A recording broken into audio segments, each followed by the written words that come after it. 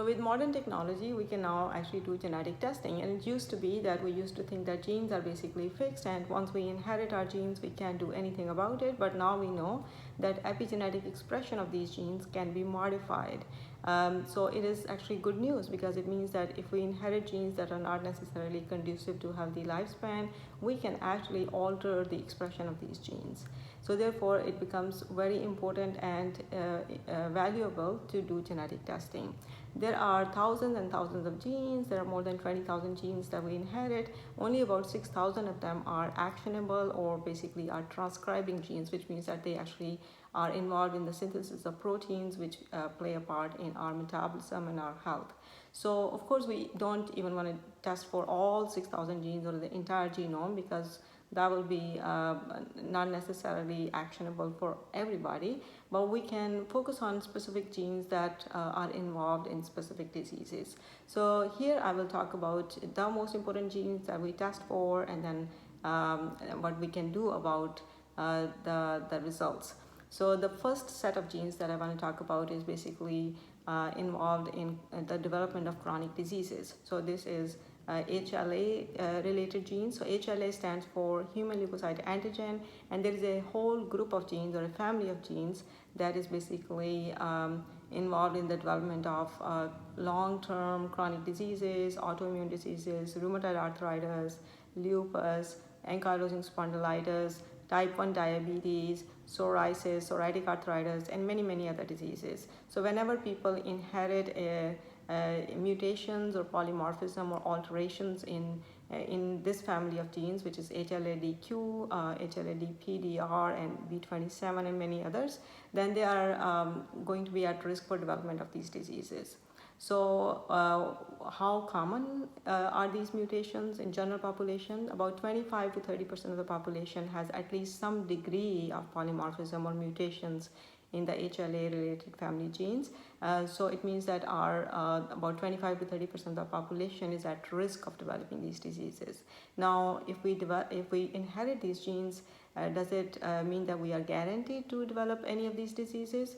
No, not necessarily, because we can because only a subset of that population that inherits the genes is going to ultimately develop the disease, because we can actually alter the expression of the genes. For example, I myself have the HLA-DQ2 and DQ8, which is heavily involved with the development of celiac disease, but I don't necessarily have celiac disease because the gene has not expressed itself yet. So if you happen to be one person who has inherited these mutations, and you haven't developed the disease yet, then much can be done about your environment and your lifestyle, so that you don't end up with a long-term disease. So what can we do if we have the mutations? Here are a few things that we can do. So remember the mnemonic FIT.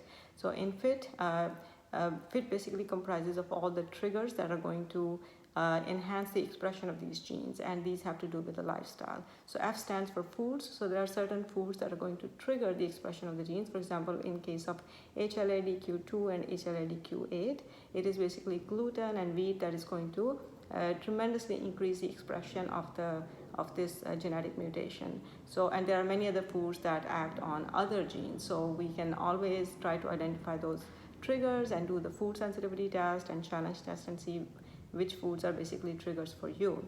The I stands for infections. So if we encounter certain infections, not all, but certain bacterial and viral infections, then also some of these genes are going to rapidly express themselves, and the disease progression is going to go very fast. So we can try to make sure that we prevent ourselves and protect ourselves from developing all kinds of different infections.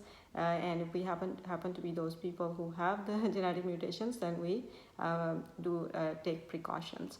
The T stands for toxins. So there are all kinds of environmental toxins and toxins in the form of foods that we accumulate on ourselves. So if we have these genetic mutations, we make sure that we do not expose ourselves to unnecessary toxins. As a matter of rule, nobody should really expose themselves to the toxins, but life is such that no matter what we do, we cannot live in a bubble, and we are always going to have some toxins that are getting our way. So the whole idea is that we minimize the burden. So if we minimize our toxic load, we will not get to that threshold where the genetic expression is going to start to occur.